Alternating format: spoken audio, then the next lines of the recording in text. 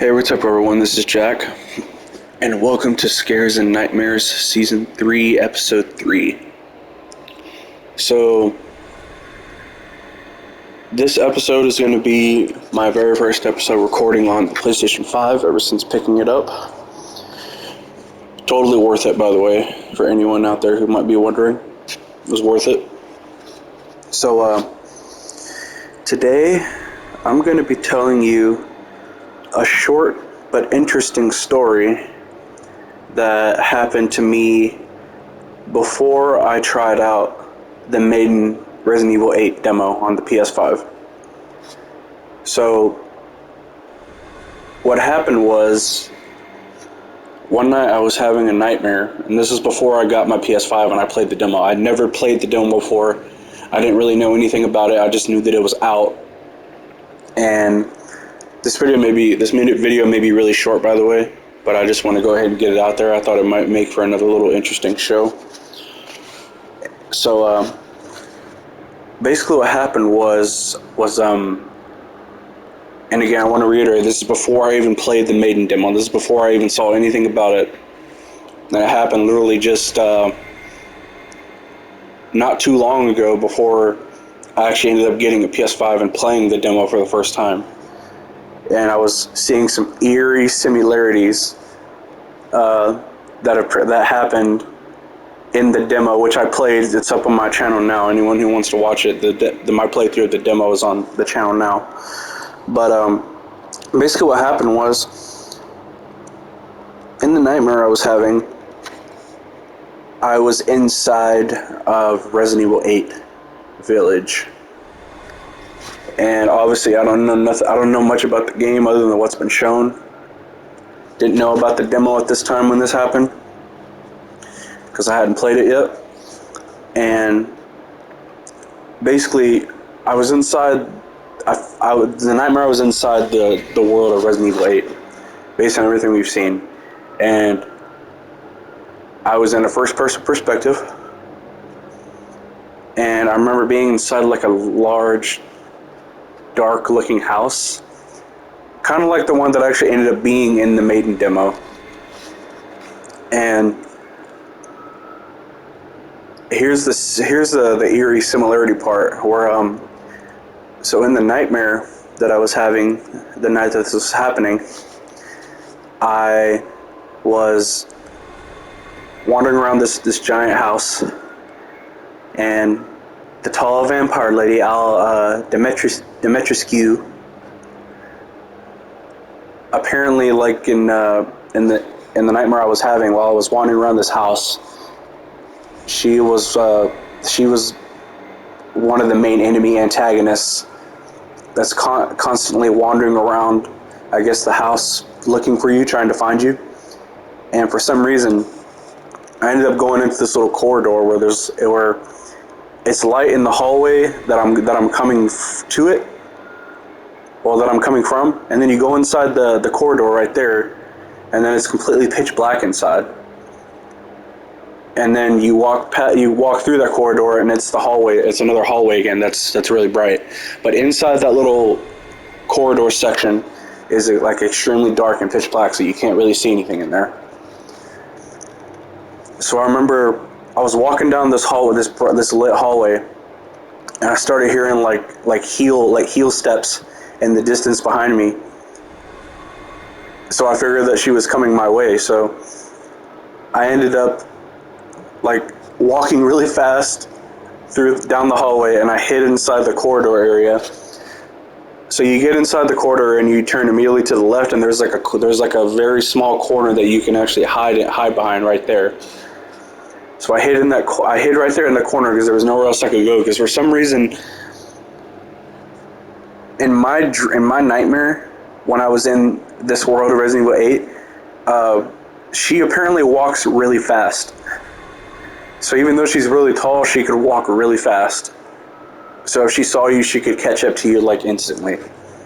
If you weren't being careful and you weren't watching where you were going.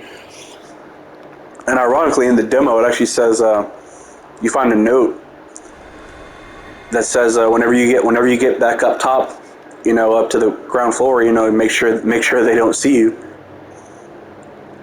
So that was kind of ironic to me, but so she was coming down the hallway after me because apparently she probably had briefly saw me. So I went into the corridor. I hid in the very back left corner, which is a really small place, but it's just small enough to where I could get in and hide. But I remember, so I went into the corner, and I started hearing the heel steps louder, and she walks straight through the corridor, walks right past me, and it was so terrifying. It was like I was back in Outlast again while I was hiding in the lockers. But it was so terrifying, and the whole time, I'm trying to figure out my way out of this house or whatever it is, because apparently I'm going somewhere else after this, and I have to try to avoid her. Because apparently in the nightmare she was pretty much following me the whole time, and I had to just try to avoid her and her little vampire daughters or whatever they were. And they were busy like just wandering around the mansion too. So it's like it's kind of like Outlast, where like you're going through the game and you see Chris Walker, constantly wandering around looking for you and stuff like that. It was something like that. Only for some reason this was a little more creepy because she's so tall. She's like, with her hat and her heels on and stuff, she's 9 feet 6 inches tall.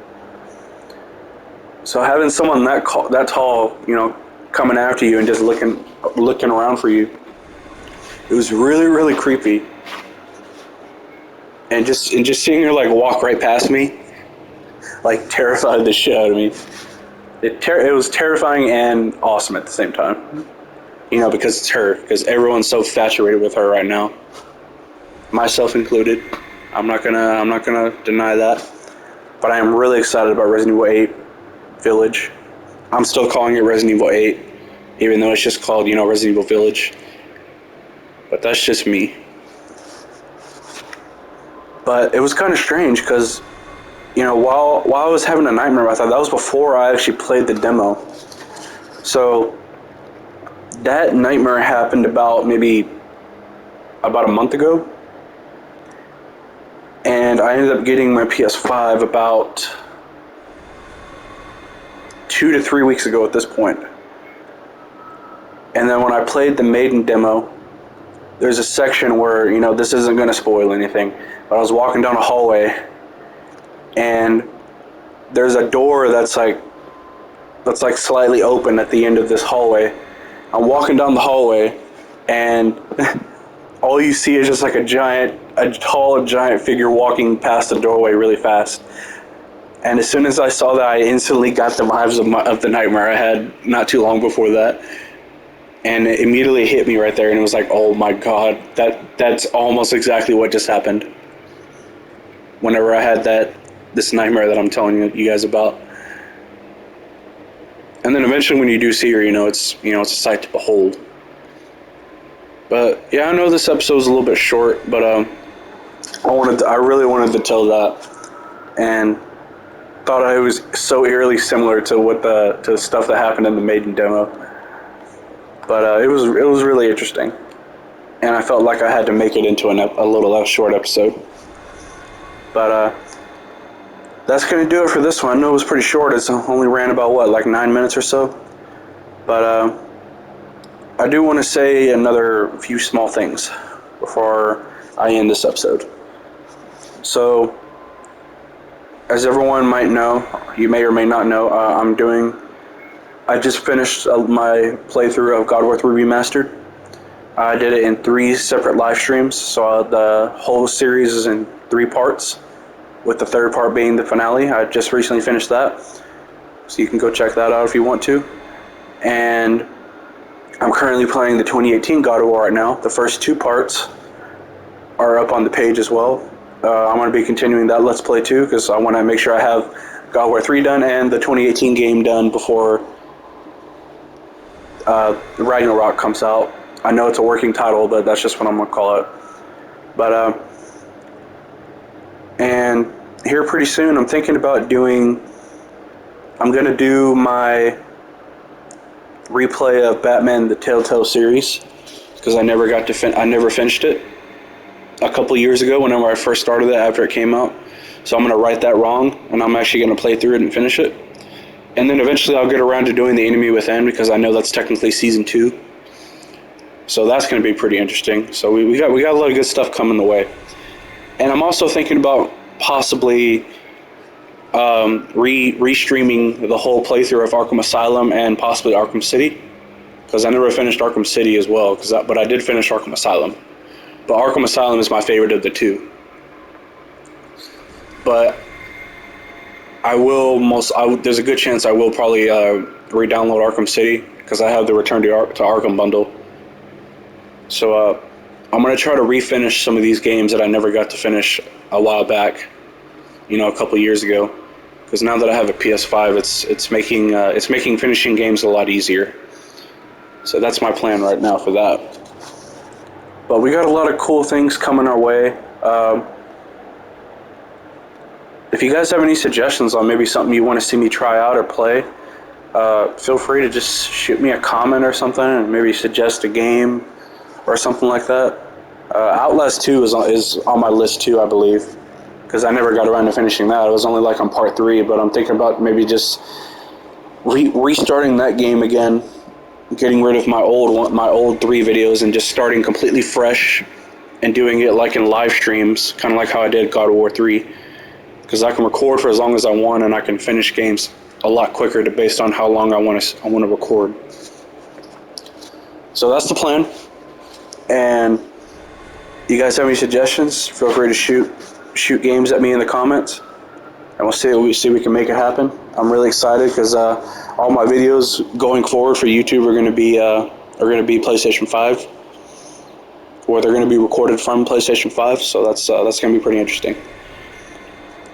So I've taken up more of y'all's time already, so I'm going to go ahead and end this episode of Scares and Nightmares, Season 3, Episode 3. The next episode is going to be the Season 3 finale, whenever that'll be, because I know the episodes have been spaced out. But I hope y'all enjoyed, and I'll see y'all in the next video.